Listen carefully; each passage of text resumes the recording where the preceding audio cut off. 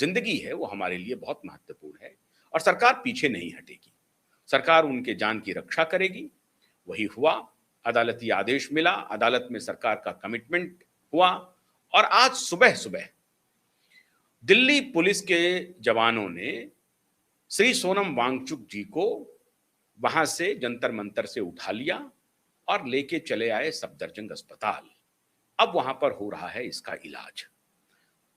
इस घटना के बाद श्रीमान कॉकरोच पार्टी के जो और अन्य लोग हैं वो कह रहे हैं कि हम अनशन करेंगे, अब भूख हड़ताल पर वो जाएंगे।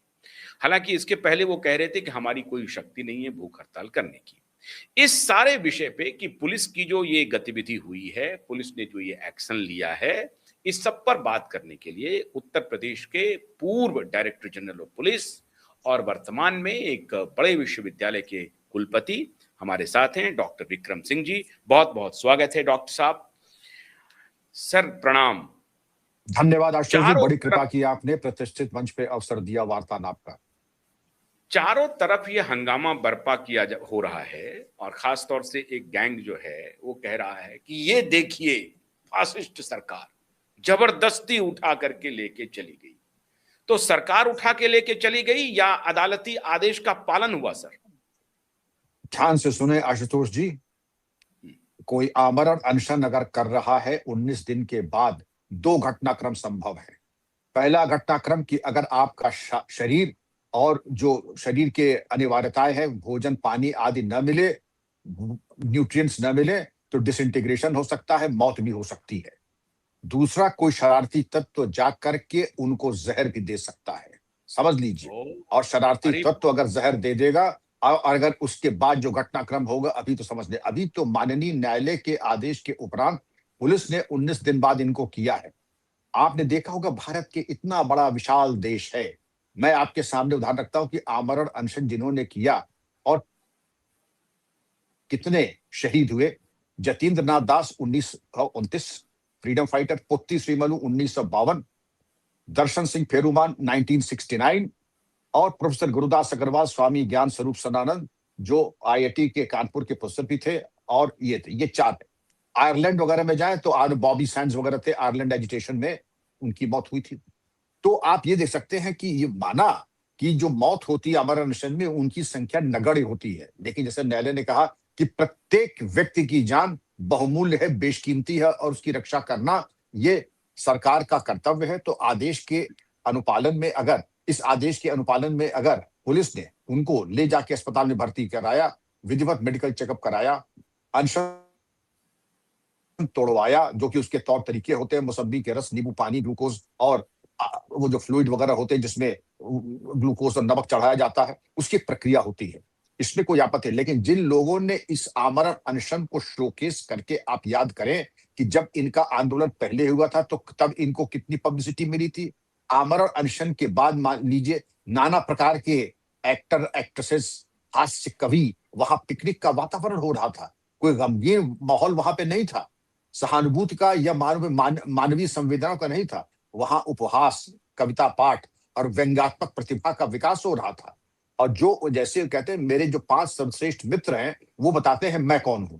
जिस तरीके की, मैं नाम भी नहीं लेना चाहूंगा, जो पिछले 10 दिन में, 15 दिन में जिन लोगों ने उस मंच की शोभा बढ़ाई, उनकी फहरिस्त अगर आप लगा लें और उनके इतिहास लगा लेंगे, आप मालूम पड़ जाएगा इस मंच का उपयोग, सदुपयोग, दुरुपयोग क्या हो रहा था। मैं बधाई दूंगा दिल्ली पुलिस को, वहां के प्रशासन के, उन्होंने धैर्य से काम लिया, वरना 8वें 9वें दिन वो प्रस्थान हो जाते हैं। ये सस्ती लोकप्रियता लूटने का मौका नहीं मिलता। मैं फिर कह रहा हूं कि अगर आपने ठीक से न सुना मुझे, सस्ती लोकप्रियता लूटने का ये अवसर नहीं, क्योंकि आपकी सस्ती लोकप्रियता कभी आत्मघात कर सकती है। और ऐसा भी होता है कि जो आमरण अनशन और आत्मदाह करते हैं वो कभी कभी नुकसान उठा जाते हैं, क्योंकि शरारती तत्व निहित स्वार्थ उसमें जाकर के कुछ ऐसी हरकतें कर देते हैं कि जो आमरण कर रहे हैं उनका अहित हो जाए, और उसके बाद जो बवाल होगा और लोकप्रियता मिलेगी उसके मद्देनजर। जी आशुतोष जी, आप कुछ कह रहे थे। शर्मिला इरोम पर भी बात करेंगे, 16 साल उन्होंने जो किया उस पर भी आएंगे। लेकिन डॉक्टर साहब, जैसा आपने अभी कहा कि वहां नृत्य का, हास्य का और एक्टिंग का अद्भुत प्रदर्शन हो रहा था, मैं आपसे सर जानना चाहता हूं कि दिल्ली पुलिस पता नहीं क्यों इस पर कोई एफआईआर दर्ज क्यों नहीं हुआ। और मैं दावे के साथ कहता हूं कि अगर यही सिर्फ 10 किलोमीटर अंदर नोएडा में हो गया होता या उत्तर प्रदेश की भौगोलिक सीमा में कहीं पर हो गया होता कि सीता के पति का नाम लेकर के नीता के पति का काम हो रहा है, आप देखिए, ये इससे बड़ी बात हो सकती है क्या? एक वीडियो वायरल हुआ है एक सरदार जी का। सरदार जी ने कहा कि गनीमत है कि तुम सिख कम्युनिटी के लिए इस तरह का उपहास नहीं कर रहे हो, इस्लाम के लिए कोई इस तरह का उपहास नहीं कर रहे हो, वरना जो शब्द तुमने कहे हैं उस पर तुम्हारा उदर का डिस्प्रोपोर्शनेट जो तुम्हारा उदर है उसको ठीक कर दिया जाता। तो आपको क्या लगता है सर कि दिल्ली पुलिस को इस पर कार्रवाई करनी चाहिए? आप वहां पे एक जो धंधा चल रहा है। आशुतोष जी, आपने बड़े अच्छे शब्द का प्रयोग किया, धंधा। धंधा, व्यापार। एक वो और कार्टून है जुनैद, जो खाना परोसने का है और उसके बाद पंखा जलता है और उसके बाद पैर दबवाता है। ये सब एक स्वांग है, एक रिटन स्क्रिप्ट है, जिसके आधार पर, और आपने सही कहा, सनातन की सहिष्णुता को, सनातन की सहिष्णुता का नाजायज और बेजा लाभ उठा करके इस तरीके कर रहे हैं। और वाकई में अगर ये अपने पिताश्री के पैदा हुए हों तो जरा किसी अन्य मजहब करके दिखा दें, घुटने कांपने लगेंगे, घुटने कांपने लगेंगे, गला सूख जाएगा। ये कह नहीं सकते, मैं बता दूं आपको, ये सारा जो रुआब और सारी जो हसरतें हैं वो सनातन ही इनकी पूरी कर सकता है। अरे दम हो, मैंने कहा ना, अगर अपने पिताश्री के पैदा हो जाए किसी और के ऊपर टिप्पणी करके दिखा दो, मैं मान जाऊंगा। आप कर नहीं सकते हैं। और वही आपने कहा नोएडा में आके करते, तो मैं ये, मेरा किसी से कोई वैर भाव नहीं है, ये हम लोग का किसी, लेकिन कानून कानून की तो चलेगा। नौटंकी पार्टी जहां करनी वहां नौटंकी कीजिए, और किसी के ऊपर अगर आस्था वास्ता की, एफआईआर तो होनी चाहिए, और अच्छी खातिर तवाज़ुन होनी चाहिए, जिससे काव्य प्रतिभा का और प्रागट्य हो।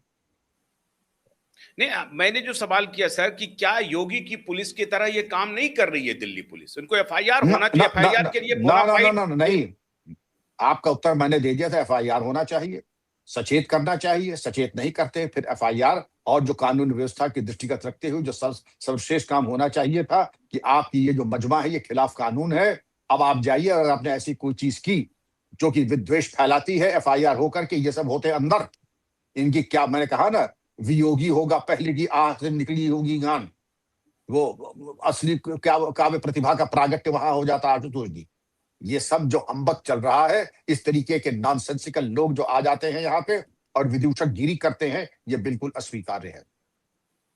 अभी एक विश्वविद्यालय जो नामी विश्वविद्यालय है, आपको मालूम है, नाम लेने की आवश्यकता नहीं है, उस हाँ, मैं समझ गया, विश्वविद्यालय के, आगे बढ़े। हाँ, तो उस विश्वविद्यालय के स्टूडेंट ने एक पीआईएल फाइल किया कोर्ट में कि 24 घंटे दिल्ली पुलिस एक विशेष एपरेटस से वहां की तस्वीर ले रहे हैं और 24 घंटे का जो सर्वेलांस टावर इंस्टॉल किया गया है और वहां से एक एक गतिविधि की वीडियोग्राफी हो रही है, मल्टीपल एंगल से फोटोग्राफी हो रही है और वो फोटोग्राफी, वो video footage direct home ministry को ट्रांसफर हो रहे हैं, पीएमओ संज्ञान ले रहा है। हाईकोर्ट में ये पीआईएल दाखिल किया है, तो क्या ये पीआईएल बड़ा उचित है? आशुतोष जी, ये पीआईएल ही नपुंसक है। आप क्या वहां डकैती की प्लानिंग कर रहे हैं? आप किसी अपराध की कर रहे हैं जो आपको इतना भय लग रहा है? आप तो सत्याग्रह कर रहे हैं। तो सत्याग्रह तो सात्विक होता है, कोई देख ले, एक देख ले, लाख देख ले, करोड़ देख ले, आपका तो दरअसल काम आसान कर रही है, अगर अगर कर रही है। लेकिन